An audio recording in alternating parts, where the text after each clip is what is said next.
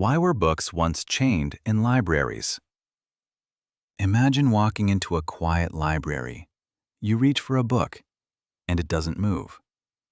Because it's chained. Not one book, not a few, almost all of them. Why would anyone chain books? Hundreds of years ago, books were not ordinary objects. They were rare, extremely rare. Each book had to be written entirely by hand, page by page, line by line, sometimes taking months or even years to complete.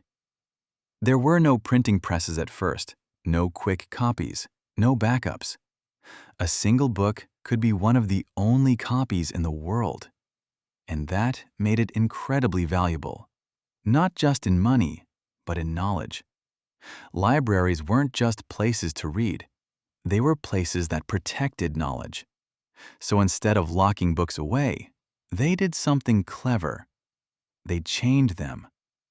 The chains allowed people to open and study the books, but prevented anyone from taking them away. In medieval libraries, long wooden desks held rows of chained books. Scholars sat quietly, reading under soft candlelight.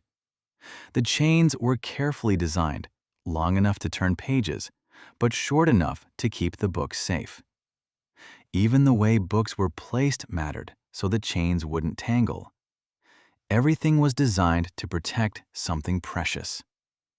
Today, books are everywhere, easy to find, easy to own. But once, they were so valuable, they had to be protected like treasure. And in a quiet way, they still are.